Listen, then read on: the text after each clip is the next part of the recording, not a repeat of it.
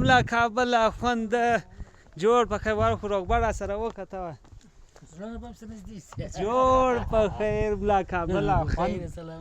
لرګی بیا څه وکړې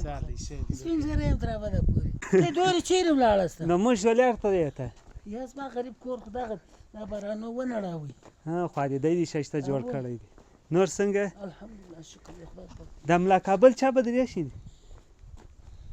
دا نو وروره بیا هم چا بدرې شي مدرسه مې ویلې ده نه شه الحمدلله ملا یېږه سره یا ملا نو نه یم بس هغه نو چې پنځه ټکي ووایي ملا دی ملا دی څه شي ملا یم نه د ملا کابل دی ناوله د نوم نه دی دا مې د غریبۍ کور دی الحمدلله الله جل جلاله وجه دا الله باچا یم شکر کاږه شکر وم شکر شکر یا وروره ډېره ښه ولاړه ده ستا اصلي نوم څه دی زما نوم عبدالله خان دی خان هم چې دی که عبدالله بنده د الله دا خان بیا چا ورسره خان د خیانت کوونکی چې دا خو نه پر دا ملکان په دې خبرو باندې کشتیوال یې نوم دی دا نو زموږ یو نیکه و دالته و زما ورور یې ښه وویل دا بلبل دی چې پیدا شول دا کابل دی یو بلبل دی بل کابل دی ته کابل یا بل بلبل هغه بلبل لاهور مړ شولو مړ شولو الله خدای دې جنتونه نصیب ماشاءالله ښه شاهي کوټه دې ده الحمدلله د خان د ملک دا رقسم کور نه دی لکه ستا الله فضل کرم راباندې شوی خدای الله ډېر ګران یې شکر دی الحمدلله راس ماشاءالله هی دې د زوی تصویر دی ښه د تا ششته دی ده څنګه هم د تا ماشاءالله ډېر ششته دی نو دا ماما خیل سي دا دویم دی دا د کوزدې والا دی مشر بیا جلا دی دی د ډب کروڑپتی اربپتی عجیبادي زوی وی نه ځې ته نه ځې زوی ښه یم نو دا میډیا یې لګولې قربان نه دی مالک د خدای په سړی کې موږ خو امر بده وه هغه دی بس دغه نه دماغ دی دغه ځواني خو الله ته څرنګه راځي ستا د چا د کور زه اجباري زوی یم اجباري چاچا باري یا ډب اجباري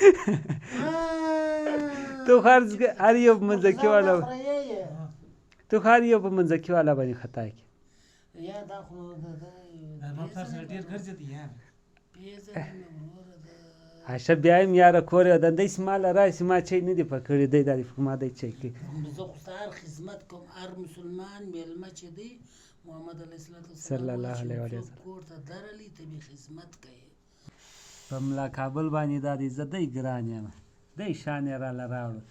رښتیا ووایه ډېر په در ګران کلش ډېر په در ګران بیا هم لکه په شرط د مسلمانۍ اوس چار شی ما ته راکوي خپل پلار ته صفا خبره یو څوک تمه که زه د الله تمه کوم زما ستا دومره تمه نشته بغیر د ناس د ولاړې بس دغه په در ګران دغه مې یارې وچه یارې د زما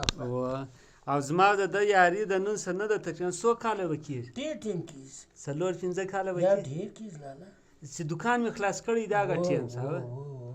د دومره ټیم سه زما د ده یاري ده زه ډېر پر ګران هم یم الحمدلله پر الله دې ګران سي راسه د غریبان په کنډوالو کې بوته ته مړو پر لار ټکی چې وځي د ملا کابل خوند سره یې چای وکړې ډېر ښه خوند یې وکړې اشه هغه بل ستا بل ورور چې ملا بلبل عجیب بلبل عجیب بلبل هغه بیا چیرې دی کراچۍ کې دی واما کور یې په کراچۍ کې دی تا د هغه په امریکا کې څو ټیم کې 14 کاله په ورلډ ټریډ سنټر د هغه لاندې خپل دوکان ښه